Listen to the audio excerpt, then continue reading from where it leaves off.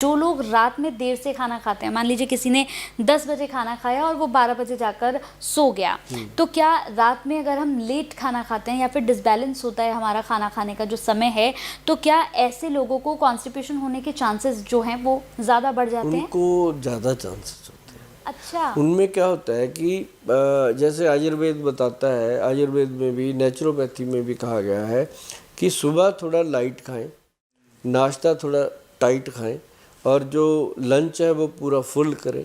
Lunch करने के बाद 1 घंटा आधा घंटा लेटें या सो जाएं और उसके बाद आप जो डिनर है वो बहुत हल्का करें।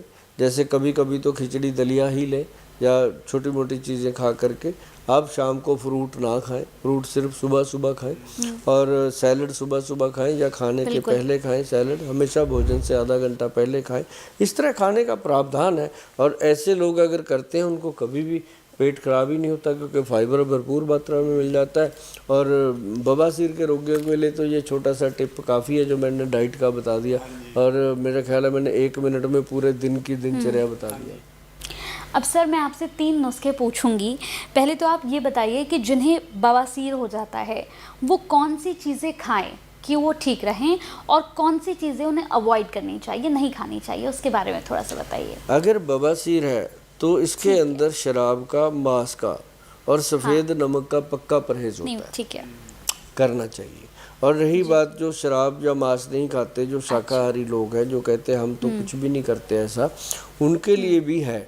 वो क्या है कि ज़्यादा तली हुई मिर्च मसाले वाली चीज़ें नहीं लेनी और एक जैसे ना स्टार्च वाली चीज़ें होती हैं जैसे जिमीकंद है, कटहल है, अरबी है, भिंडी है, जैसे जिसमें चिकनाहट है।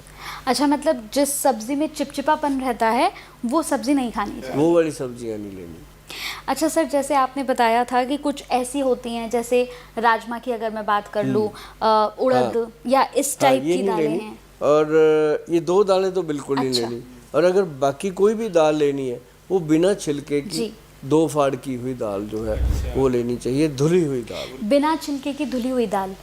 धुली हुई दालें, हरी सब्जियां और फ्रूट और सैलड ये लेना चाहिए। बहुत आनंददायक जीवन जीता है। अच्छा सर, इसमें जो फल आपने कहे हैं, जैसा अगर मैं बताऊं कि मेरे को कुछ नॉलेज है, जैसा आपने फल बताए, तो मैंने पढ़ा है, मैंने सुना है कि जिनको कॉन्स्टिपेशन की प्रॉब्लम होती है उनको केला नहीं खाना चाहिए, केला उनको अवॉइड करना चाहिए, अनार उनको ज़्यादा खाना चाहिए। लेकिन कई लोग कहते हैं कि अनार के जो बीज होते हैं उनको ज़्यादा खाने से कॉन्स्टिपेशन होती है, कॉन्स्टिपेशन करते हैं। बीज नहीं खाने चाहिए, उसका सिर्फ रस लेना चाहिए। और जो बीज है, मैं आपको एक बात और बताऊं, जो बीज भगवान ने दिया, जैसे तरबूज का बीज है, वो अगर तरबूज के साथ उस बीज को भी खा जाए, मतलब बीज को लोग छोड़ देते हैं साइड पे, भगवान क्यों देते हैं? भर भर के उन्होंने बीच में फंसा दिए कि चाह के भी ना थूक सके बंदा खाए, लेकिन फिर भी लोग कांटे से निकाल निकाल के उसको अलग कर देते हैं। जब बीज खाने से इतना फायदा, प्योर फाइबर है, कब्ज हो ही नहीं सकता। और सबसे ज्यादा न्यूट्रिशन तो बीजों में ही होता है ना सर, सबसे ज्यादा तो उन्हीं में होता है, बीजों में। 5 स्टार होटल्स है, आप जाते हो, स्टे करते हो, सुबह जब नाश्ते पे जाते हो तो सबसे आगे तरबूज पड़ा होता है, उसके बाद पपीता होता है, उसके बाद बाकी चीज़ें होती हैं। क्यों होता है ये आगे? क्योंकि उनको पता है कि जो 5 स्टार में रहने की हैसियत रखता है इंसान, उसको ये चीज़ों की भी नॉलेज है कि उसको खाना क्या है। तो इसी तरह मैं कहता हूँ कि आप जैसा भी आपका घर है, जैसा भी आपका रहन सहन है, जैसी भी आपकी हैसियत है, आप ये समझो कि आपका घर जो है वो आपके लिए ताजमहल होटल है। हमारे पंजाब में कहते हैं कुल्ली यार दी स्वर्ग दा झूठा अग लगे महलां नूं। इसका मतलब है कि जो अपना घर है वो चाहे झुग्गी ही क्यों ना हो, कुल्ली ही क्यों ना हो, वो स्वर्ग है। जो महल है हमने उससे क्या लेना? वो ये बात पंजाबी में बोली कि महल से हमने क्या लेना, हम झुग्गी में रहते हैं, हमारा वही ताजमहल है। और उसकी रसोई का जो एरिया है वो कितना है, आपने उसी को स्वच्छ बनाना है। घर में रसोई, शरीर में पेट, एक ही चीज़। आप इसको साफ रखो और उसको साफ रखो, ज़िंदगी बहुत स्वस्थ निकलेगी।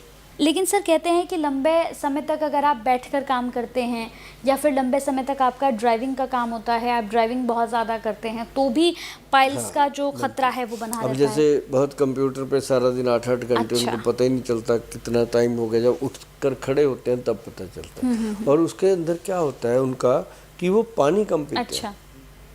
उनको पता ही नहीं लगता। जी जी और मैं कहता हूँ कि हमेशा पानी का गिलास पास रखो, जब समय मिले 2 सिप पानी पियो। पानी भी सिप कर करके पीना चाहिए ताकि सलाइवा जो है मुंह का वो पेट में जाए। और यही एक मुख्य, और जो ज़्यादा बैठकर सिटिंग है जिनकी, उनके लिए तो त्रिफला बहुत ही गुड है, उनको लेते रहना चाहिए।